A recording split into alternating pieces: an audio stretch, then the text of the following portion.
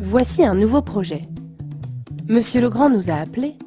Aujourd'hui, ces combles perdus ne sont pas isolés et il trouve que la chambre du dernier étage de sa maison est difficile à chauffer et qu'elle ne reste jamais fraîche en été. De plus, sa facture de chauffage est plutôt élevée. Voilà comment se présentent les combles. Des combles perdus, difficilement accessibles, c'est de là que viennent les problèmes thermiques. On peut estimer la déperdition de chaleur due à la toiture à environ 30%. Précision importante, Monsieur Legrand souhaite un chantier rapide. Je préconise une isolation par soufflage de laine minérale. La laine minérale soufflée a d'excellentes performances thermiques. Elle est rapide à mettre en œuvre et l'isolation thermique du comble est homogène. On regarde ce qu'il nous faut. De la laine minérale à souffler Comblissimo, des piges Comblissimo, des étiquettes de signalisation électrique Comblissimo, un habillage de trappe Comblissimo. Pour la mise en œuvre, une machine à souffler Macomblissimo. Et pour nos outils, un cutter, une planche de bois, une agrafeuse, des ciseaux et de l'adhésif. Alors, avant de commencer les vérifications d'usage, le plancher doit être étanche à l'air. Il doit pouvoir supporter le poids de la laine minérale et vérifier si nécessaire la présence d'un déflecteur ou planche de bois pour empêcher les courants d'air de rentrer par les rives de la toiture. N'oubliez pas non plus qu'il faut travailler à deux. Une personne s'occupe de la machine à souffler en bas et l'autre du soufflage dans les combles. Vous devez porter des équipements adaptés. Même si les matériaux ne sont pas nocifs, munissez-vous systématiquement de gants, lunettes de protection ou masques jetables et veillez à porter des vêtements à manches longues. Nous voilà dans les combles. Pour se déplacer en toute sécurité sur le solivage, on utilise une planche de bois comme plateforme. On repère d'abord les boîtiers électriques. Sous la laine minérale, ils vont disparaître. On fixe une étiquette de signalisation à l'aplomb de chaque boîtier, à une hauteur suffisante pour qu'on puisse les distinguer une fois le soufflage terminé.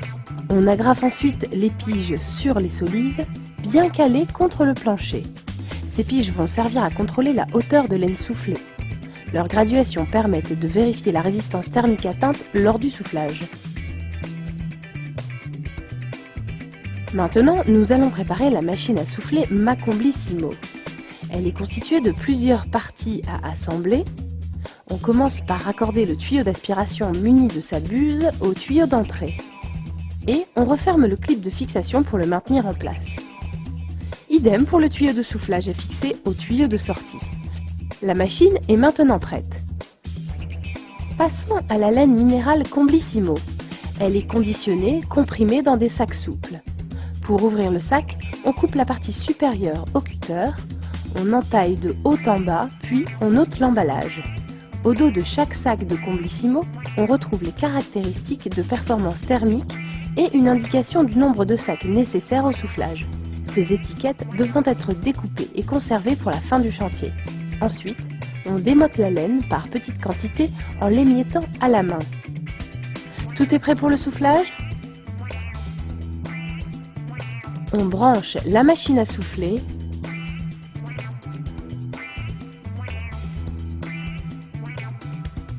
On passe le tuyau de soufflage par la trappe d'accès à la personne située dans les combles. Nous commencerons à souffler par le côté opposé à la trappe. Le soufflage peut commencer. La personne en bas met la machine à souffler en marche. Elle doit aspirer la laine régulièrement au moyen de la buse. On commence la projection de la laine devant le déflecteur. Le tuyau doit être tenu horizontalement à environ 1 mètre de hauteur pour un jet de 2 mètres environ. La laine Comblissimo ne doit pas être tassée pour garder son efficacité thermique. Plus de déplacement sur les zones déjà soufflées.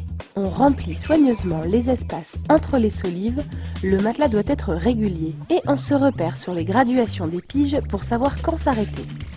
Un truc pratique pour réduire le jet de laine, il suffit de mettre la main en déflecteur à la sortie du tuyau de soufflage. Et pour répartir la laine quand elle s'est accumulée irrégulièrement, on souffle de l'air sans laine. On arrive près de la trappe d'accès, il est temps de poser l'habillage Comblissimo. On positionne les deux panneaux, puis on les maintient avec de l'adhésif. Enfin, pour finir le soufflage, on travaille depuis la trappe. Le soufflage est terminé. Il ne reste plus qu'à agrafer les étiquettes des sacs de Comblissimo consommés que vous avez réservés au fur et à mesure du chantier avec la fiche de chantier complétée. Ces éléments sont indispensables pour justifier de la performance thermique atteinte.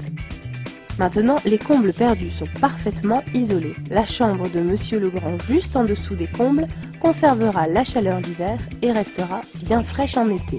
Je récapitule les étapes du soufflage de laine Comblissimo. On a préparé les combles en posant étiquette de signalisation et pige Comblissimo.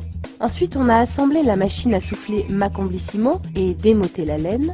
Puis est venue l'étape du soufflage et la mise en place de l'habillage Comblissimo de la trappe d'accès.